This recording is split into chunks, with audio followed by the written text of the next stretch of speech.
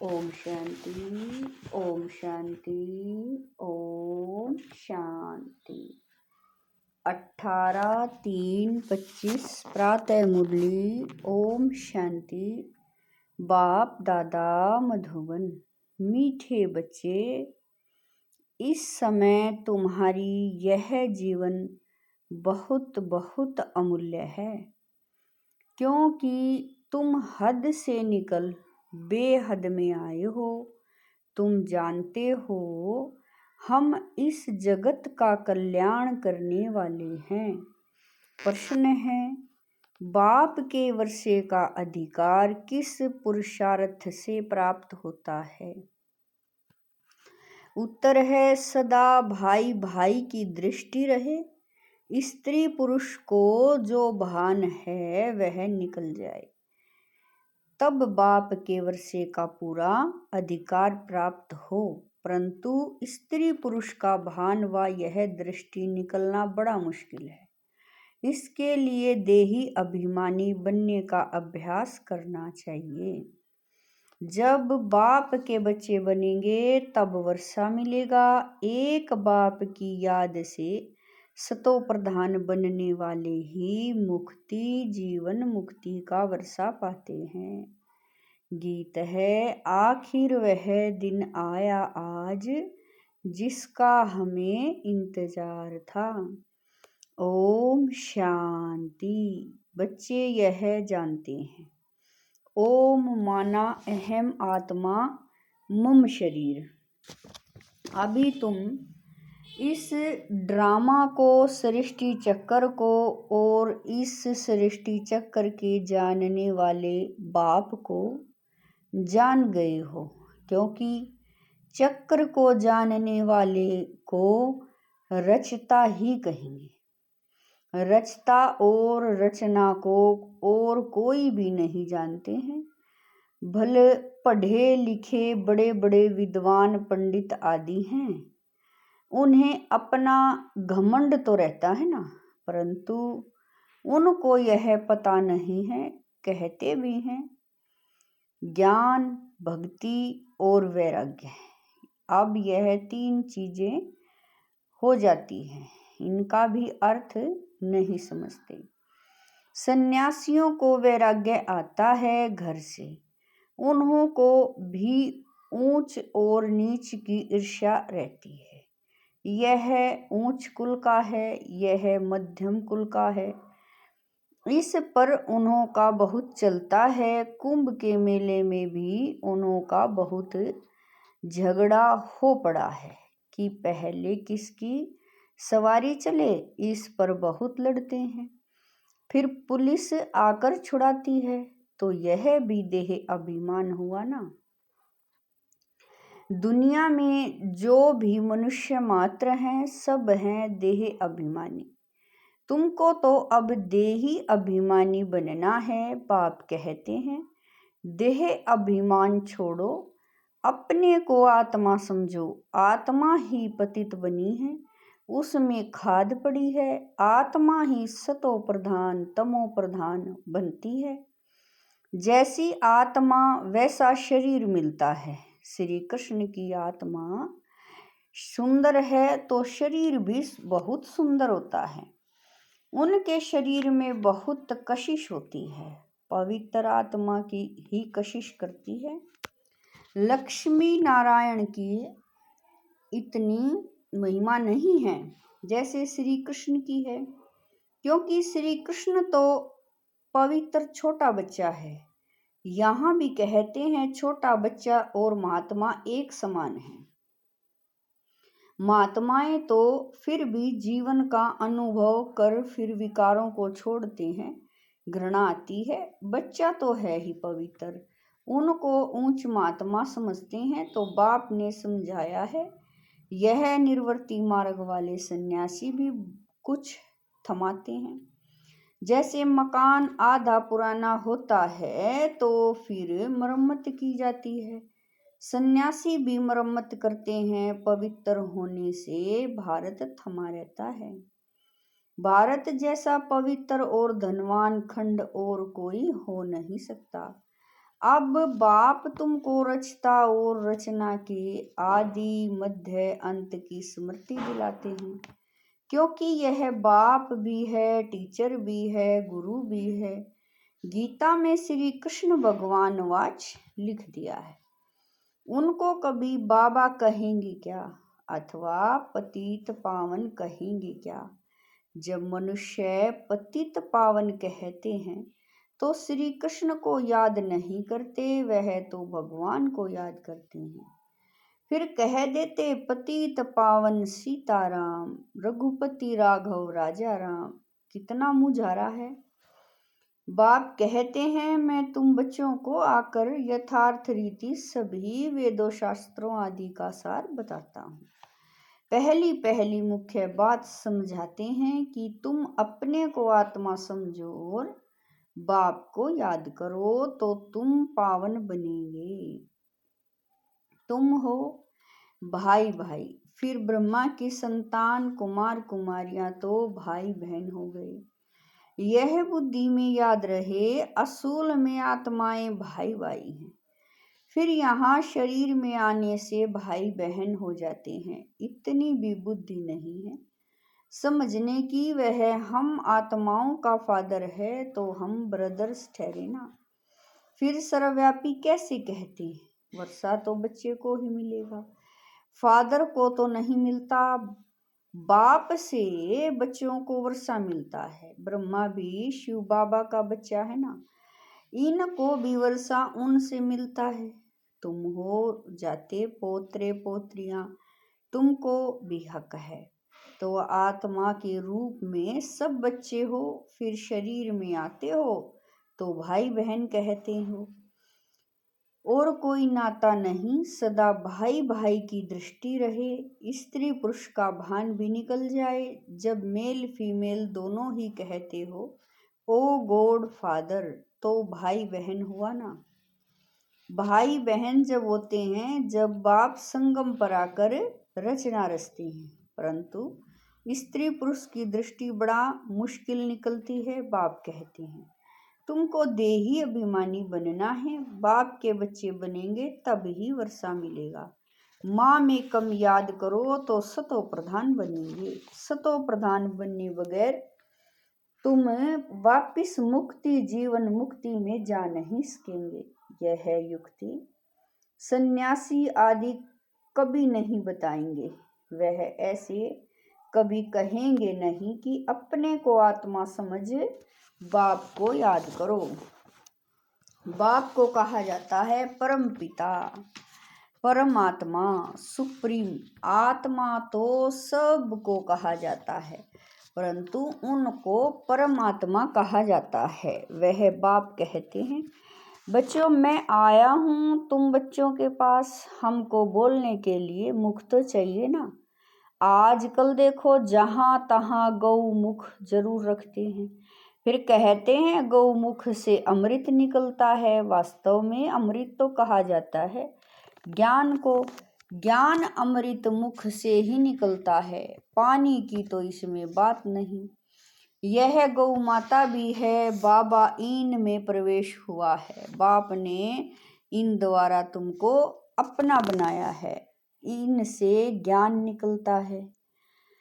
उन्होंने तो पत्थर का बनाकर उसमें मुख बना दिया है, जहाँ से पानी निकलता है।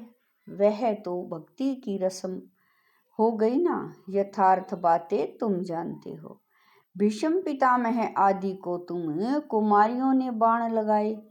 तुम हो ब्रह्मा, कुमार कुमारियां हो, तो कुमारी किसकी होगी ना। बाबा कह रहे हैं तो कुमारी किसकी होंगी ना। अधर कुमारी और कुमारी दोनों के मंदिर है। प्रैक्टिकल में तुम्हारा यादगार मंदिर है ना। अब बाप बैठ समझाते हैं तुम जबकि ब्रह्मा कुमार कुमारियां हो तो क्रिमिनल एसाल्ट हो न सके, नहीं तो बहुत कड़ी सजा हो जाए। देह अभिमान में आने से यह भूल जाता है कि हम भाई बहन हैं। यह भी बीके हैं, हम भी बीके हैं। है तो विकार की दृष्टि जा न सके। परंतु आसुरी संप्रदाय के मनुष्य विकार के बगैर रह नहीं सकते तो विघ्न डालते हैं। अभी तुम ब्रह्मा कुमार कुमारियों को बाप से वर्षा मिलता है, बाप की श्रीमत पर चलना है, पवित्र बनना है। यह है इस विकारी मृत्यु लोक का अंतिम जन्म। यह भी कोई जानते नहीं, अमर लोक में विकार कोई होते नहीं। उन्हों को कहा ही जाता है सतो प्रधान संपूर्ण निर्विकारी। यहाँ है तमो प्रधान संपूर्ण विकारी। गाते भी हैं वह संपूर्ण निर्विकारी। हम विकारी पापी हैं, संपूर्ण निर्विकारियों की पूजा करते हैं। बाप ने समझाया है तुम भारतवासी ही पूज्य सो फिर पुजारी बनते हो। बाबा कह रहे हैं यह है इस विकारी मृत्यु लोक का अंतिम जन्म। यह भी कोई जानते नहीं, अमर लोक में विकार कोई होते नहीं। उन्हों को कहा ही जाता है सतो प्रधान संपूर्ण निर्विकारी। यह है तमो प्रधान संपूर्ण विकारी। गाते भी हैं वह संपूर्ण निर्विकारी। हम विकारी पापी हैं, संपूर्ण निर्विकारियों की पूजा करते हैं। बाप ने समझाया है तुम भारतवासी ही पूज्य सो फिर पुजारी बनते हो। इस समय भक्ति का प्रभाव बहुत है। भक्त भगवान को याद करते हैं कि आकर भक्ति का फल दो। भक्ति में क्या हाल हो गया है बाप ने समझाया है। मुख्य धर्म शास्त्र 4 हैं। एक तो है डिटिज्म, इसमें ब्राह्मण देवता क्षत्रिय तीनों ही आ जाते हैं। बाप ब्राह्मण धर्म स्थापन करते हैं। ब्राह्मणों की चोटी है संगम की। तुम ब्राह्मण अभी पुरुषोत्तम बन रहे हो। ब्राह्मण बने फिर देवता बनते हो। वह ब्राह्मण भी हैं विकारी, वह भी इन ब्राह्मणों के आगे नमस्ते करते हैं। ब्राह्मण देवी देवता नमः कहते हैं क्योंकि समझते हैं वह ब्रह्मा की संतान है। हम तो ब्रह्मा की संतान नहीं हैं, अभी तुम ब्रह्मा की संतान हो, तुमको सब नमः करेंगे, तुम फिर देवी देवता बनते हो। अभी तुम ब्रह्मा कुमार कुमारियां बने हो, फिर बनेंगे देवी कुमार कुमारियां। इस समय तुम्हारी यह जीवन बहुत बहुत अमूल्य है, क्योंकि तुम जगत की माताएं गाई हुई हो। तुम हद से निकल बेहद में आए हो। तुम जानते हो हम इस जगत का कल्याण करने वाले हैं, तो हर एक जगत अम्बा जगत पिता ठहरे। इस नरक में मनुष्य बड़े दुखी हैं, हम उनकी रूहानी सेवा करने आए हैं। हम उन्हों को भारतवासी बाबा कह रहे हैं हम उन्हों को स्वर्गवासी बनाकर ही छोड़ेंगे। तुम हो सेना, इनको स्थूल युद्ध स्थल भी बाबा कह रहे हैं, इनको युद्ध स्थल भी कहा जाता है। यादव कौरव और पांडव इकट्ठे रहते हैं, भाई भाई है ना। अब तुम्हारी युद्ध भाई बहनों से नहीं, तुम्हारी युद्ध है रावण से। भाई बहनों को तुम समझाते हो मनुष्य से देवता बनाने लिए, तो बाप समझाते हैं देह सहित देह के सब संबंध छोड़ने हैं। यह है पुरानी दुनिया। कितने बड़े बड़े डैम केनाल्स आदि बनाते हैं क्योंकि पानी नहीं है। प्रजा बहुत बढ़ गई है, वहाँ तो तुम रह ही बहुत थोड़े हो। बाप कह रहे हैं वहाँ तो तुम रहते ही बहुत थोड़े हो। नदियों में पानी भी ढेर रहता है, अनाज भी बहुत होता है। यहाँ तो इस धरती पर करोड़ों मनुष्य है, वहाँ सारी धरनी पर शुरू में 9-10 लाख होती हैं और कोई खंड होता ही नहीं। तुम थोड़े से ही वहाँ रहते हो, तुमको कहाँ जाने की भी दरकरार नहीं रहती। वहाँ है ही बाहरी मौसम। 5 तत्व भी कोई तकलीफ नहीं देते हैं, ऑर्डर में रहते हैं, दुख का नाम नहीं। वह है ही वहिष्ठ। अभी है दोजख, यह शुरू होता है बीच से देवताएं वाम मार्ग में गिरते हैं, तो फिर रावण का राज्य शुरू होता है। तुम समझ गए हो। हम डबल सिरताज पूज्य बनते हैं, फिर सिंगल ताज वाले बनते हैं। सतयुग में पवित्रता की भी निशानी है। देवताएं तो सब हैं पवित्र, यहाँ पवित्र कोई है नहीं। जन्म तो फिर भी विकार से लेते हैं ना, इसलिए इसे भ्रष्टाचारी दुनिया कहा जाता है। सतयुग है शिष्टाचारी, विकार को ही भ्रष्टाचार कहा जाता है। बच्चे जानते हैं सतयुग में पवित्र प्रवृत्ति मार्ग था, अब अपवित्र हो गए हैं। अब फिर पवित्र शिष्टाचारी दुनिया बनती है। सृष्टि का चक्र फिरता है ना। परम पिता परमात्मा को ही पतित पावन कहा जाता है।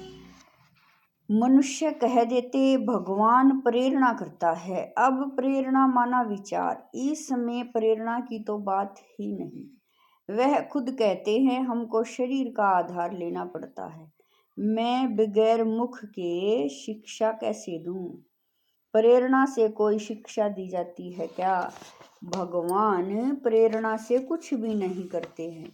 बाप तो बच्चों को पढ़ाते हैं, प्रेरणा से पढ़ाई थोड़ा ही हो सकती है। सिवाय बाप के सृष्टि के आदि मध्य अंत का राज कोई भी बता न सके।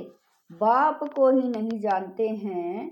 कोई कहते लिंग है, कोई कहते अखंड ज्योति है, कोई कहते ब्रह्मा ही ईश्वर है। तत्व ज्ञानी ब्रह्मा ज्ञानी भी है ना। शास्त्रों में दिखा दिया है 84 लाख योनियां। अब 84 लाख योनि, 84 लाख जन्म होते तो कल्प बहुत बड़ा चाहिए, कोई हिसाब ही निकाल न सके। वह तो सतयुग को ही लाखों वर्ष कह देते हैं। बाप कहते हैं सारा सृष्टि चक्र ही 5000 वर्ष का है। 84 जन्म के लिए तो टाइम भी इतना चाहिए ना। यह शास्त्र सब है भक्ति मार्ग के। बाप कहते हैं मैं आकर तुमको इन सब शास्त्रों का सार समझाता हूँ। यह सब भक्ति मार्ग की सामग्री है, इनसे कोई भी मेरे को प्राप्त नहीं करते। मैं जब आता हूँ तब ही सबको ले जाता हूँ, मुझे बुलाते ही हैं। हे पतित पावन आओ, पावन बनाकर हमको पावन दुनिया में ले चलो। फिर ढूंढने के लिए धक्के खाते रहते हैं। कितना दूर दूर पहाड़ों आदि पर जाते हैं। आजकल तो कितने मंदिर खाली पड़े हैं, कोई जाता नहीं है। अभी तुम बच्चे ऊंचे ते ऊंच बाप की बायोग्राफी को भी जान गए हो। बाप बच्चों को सब कुछ देकर फिर 60 वर्ष बाद वानप्रस्थ में बैठ जाते हैं। यह रस्म भी अब की है। त्योहार भी सब इस समय के हैं। तुम जानते हो अभी हम संगम पर खड़े हैं, रात के बाद फिर दिन होगा। अब तो घोर अंधियारा है। गाते भी हैं ज्ञान सूर्य प्रगटा, अज्ञान अंधेर विनाश। तुम बाप को और रचना के आदि मध्य अंत को जानते हो। जैसे बाप नॉलेजफुल है तो तुम भी मास्टर नॉलेजफुल हो गए। तुम बच्चों को बाप से वर्षा मिलता है बेहद के सुख का। लौकिक बाप से तो हद का वर्षा मिलता है, जिससे अल्पकाल का सुख मिलता है, जिसको सन्यासी काग विष्टा समान सुख कह देते हैं। वह फिर यहाँ आकर सुख के लिए पुरुषार्थ कर के बाबा कह रहे हैं, वह फिर यहाँ आकर सुख के लिए पुरुषार्थ कर न सके। यह है हठ योग। तुम हो राजयोगी। तुम्हारा योग है बाप के साथ, उन्हों का है तत्व के साथ। यह भी ड्रामा बना हुआ है। अच्छा मीठे मीठे स्किल दे बच्चों प्रति माता पिता बाप दादा का याद प्यार और गुड मॉर्निंग। रूहानी बाप की रूहानी बच्चों को नमस्ते। हम रूहानी बच्चों की रूहानी माता पिता बाप दादा को दिलवा जान शिकवा प्रेम से याद प्यार गुड मॉर्निंग नमस्ते। ओम शांति। मेरे बाबा मीठे बाबा प्यारे बाबा, लाख लाख शुक्रिया मेरे बाबा। धारणा के लिए मुख्य सार है। नंबर 1, पावन बनने के लिए हम आत्मा भाई भाई हैं। फिर ब्रह्मा बाप की संतान भाई बहन है, यह दृष्टि पक्की करनी है। आत्मा और शरीर दोनों को ही पावन सतो प्रधान बनाना है। देह अभिमान छोड़ देना है। नंबर 2, मास्टर नॉलेजफुल बन सभी को रचता और रचना का ज्ञान सुनाकर घोर अंधियारे से निकालना है। नरकवासी मनुष्यों की रूहानी सेवा कर स्वर्गवासी बनाना है। वरदान है मास्टर ज्ञान सागर बन ज्ञान की गहराई में जाने वाले अनुभव रूपी रत्नों से संपन्न भवै। वरदान है मास्टर ज्ञान सागर बन ज्ञान की गहराई में जाने वाले अनुभव रूपी रत्नों से संपन्न भवै। जो बच्चे ज्ञान की गहराई में जाते हैं वे अनुभव रूपी रत्नों से संपन्न बनते हैं। एक है ज्ञान सुनना और सुनाना, दूसरा है अनुभवी मूर्त बनना। अनुभवी सदा विनाशी और निर्विघ्न रहते हैं, उन्हें कोई भी हिला नहीं सकता। अनुभवी के आगे माया की कोई भी कोशिश सफल नहीं होती। अनुभवी कभी धोखा नहीं खा सकते, इसीलिए अनुभवों को बढ़ाते हुए हर गुण के अनुभवी मूर्त बनो। मनन शक्ति द्वारा शुद्ध संकल्पों का स्टॉक जमा करो।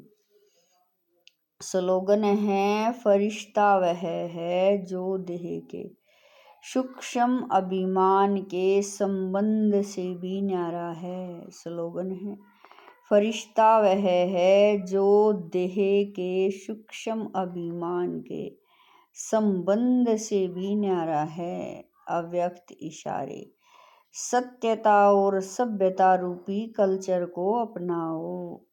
संपूर्ण सत्यता भी पवित्रता के आधार पर होती है। पवित्रता नहीं तो सदा सत्यता रह नहीं सकती है।